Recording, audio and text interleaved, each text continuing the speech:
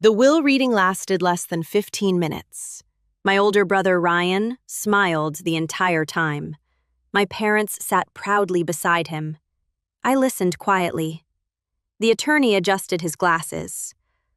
According to Mr. and Mrs. Walker's estate plan, the family home will transfer to Ryan.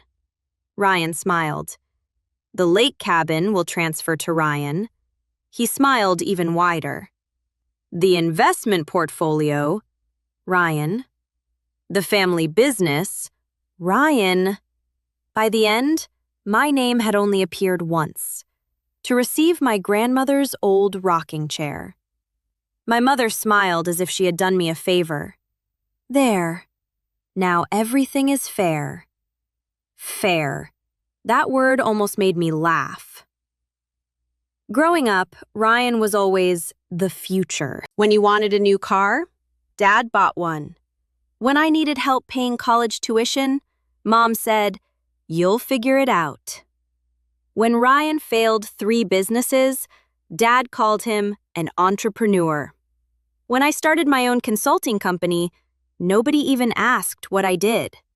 I stopped expecting anything years ago. After the meeting, Ryan walked beside me into the parking lot. No hard feelings? I smiled politely. About what? The inheritance? I shrugged. It was Mom and Dad's decision. He laughed.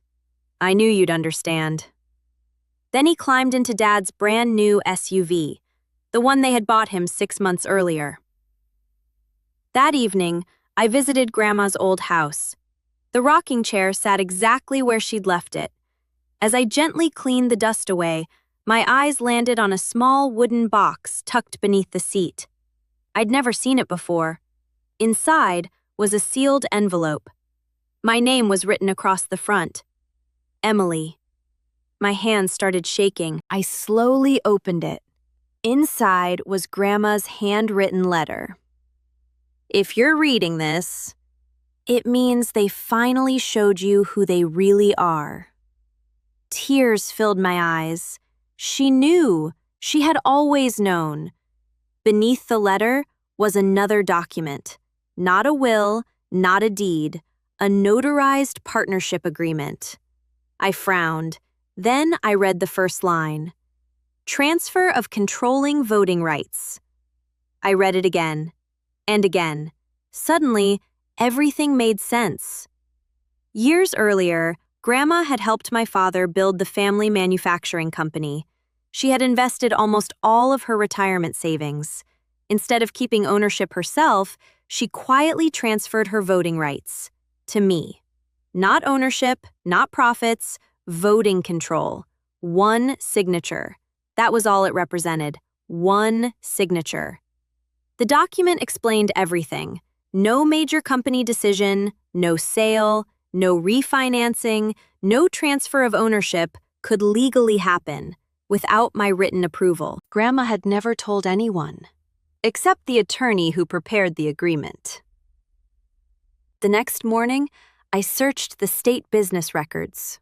The agreement was still active, still legally registered, still enforceable. I leaned back in my chair.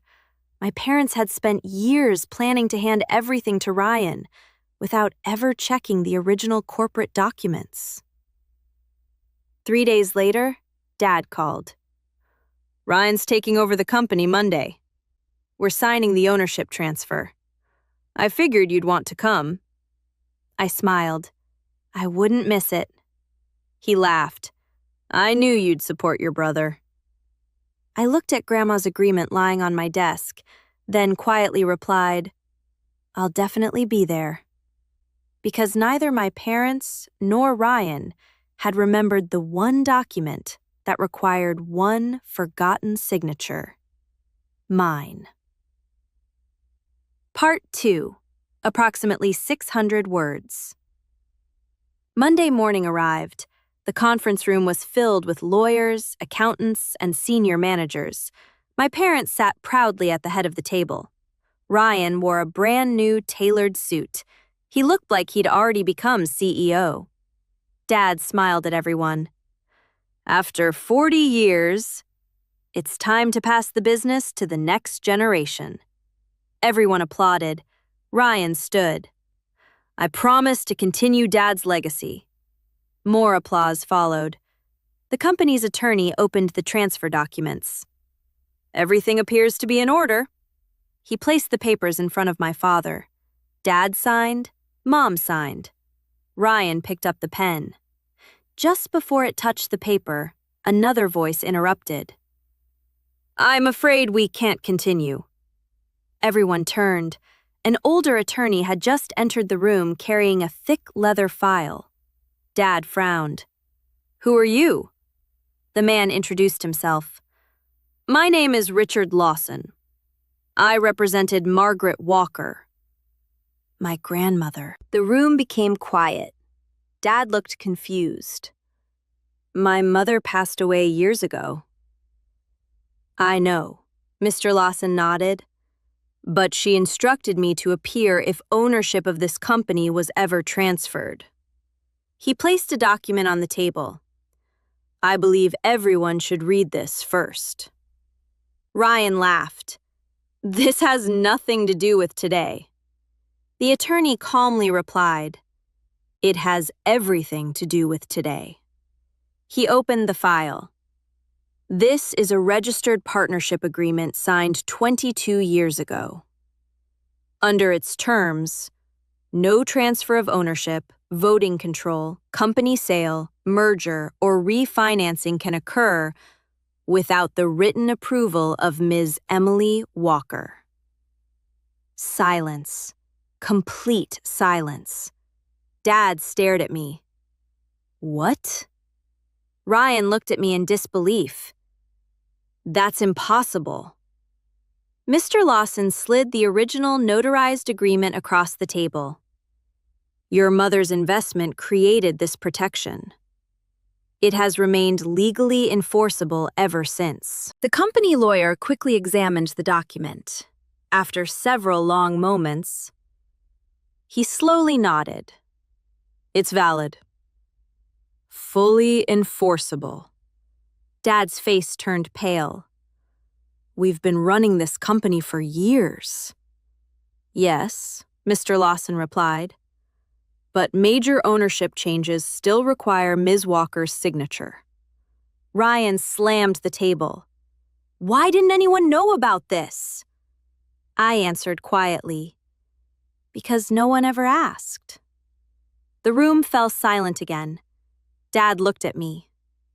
You knew? I found out after Grandma passed away. And you never said anything? There was never a reason. Until today. Ryan pushed the paperwork away. So, what now? The company attorney answered before I could. The transfer cannot proceed. Not unless Ms. Walker signs. For the first time in my life, every decision in that room depended on me. Dad slowly stood. I owe you an apology. I spent years preparing Ryan. I never prepared you. I nodded. I know. Mom wiped away tears. We thought the company belonged to us. It did, I replied gently. But Grandma wanted to make sure no one could ignore the family she believed in. Ryan finally looked at me. I made fun of your business. You did. I acted like I was entitled to this company. You did. He lowered his head. I'm sorry.